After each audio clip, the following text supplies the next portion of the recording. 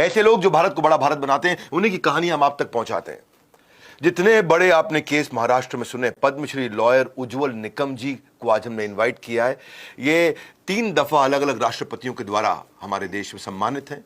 Number 1 public prosecutor, यानी कि जो सरकार की तरफ से, समाज की तरफ से केस लड़ता है।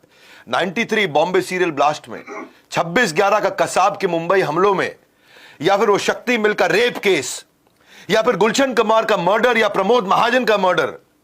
सिर्फ नाम ही नहीं, इनका कल, इनका आज और इनका कल भी उज्जवल है। हमारे साथ श्री निकम उज्जवल है। मुकद्दर के सिकंदर तो बहुत होंगे, लेकिन ये मुकदमे के सिकंदर हैं।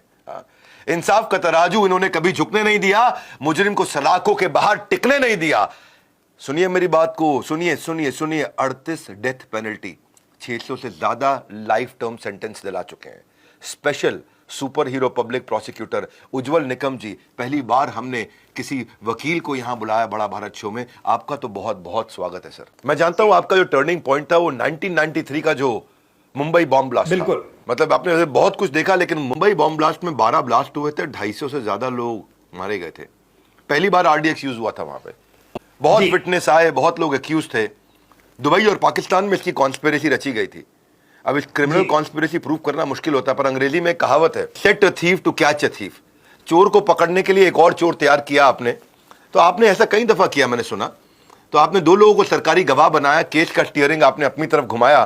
तो कैसा रहा था वो केस? वो पहला केस था, बड़े यंग थे उस समय। देखिए 1993 तक मैं जलगांव में ही प्रैक्टिस करता था। जलगांव एक छोटा सा डिस्ट्रिक्ट प्लेस है, बंबई से 450 किलोमीटर दूर। 93 बॉम्ब ब्लास्ट जैसे हुए 12 मार्च को, और सितंबर अक्टूबर को मुंबई पुलिस ने मुझे रिक्वेस्ट की कि क्या आप इस केस में हमारे तरफ से लड़ रही हैं। मैंने एक चुनौती समझी, बंबई गया, और बंबई जाने के बाद देखा कि मुंबई पुलिस का एक फंक्शनिंग अलग तरह से। मैंने उनको कई सुझाव दिए, और जब मैंने पूरे इन्वेस्टिगेशन पेपर्स पढ़ रहा था, तब मुझे एक बात साफ बताई, ध्यान में आ गई कि 93 की ब्लास्ट की साजिश ये दुबई में हुई थी। दुबई में 13-14 लोग बैठे थे, उसमें दाऊद इब्राहिम था, टाइगर मेमन थे, और कई ऐसे शख्स थे, जिसमें 2 एक अननोन शख्स थे जिसका आज तक पता नहीं चला। लेकिन बाकी जो 8-9 शख्स थे वो इंडियन सिटीजन थे। दाऊद इब्राहिम भी उसी वक्त इंडियन सिटीजन था, और उन्होंने साजिश रची कि बॉम्ब ब्लास्ट बंबई में करना है। ये सारी चीजें मैंने जब देखी, तब मेरे सामने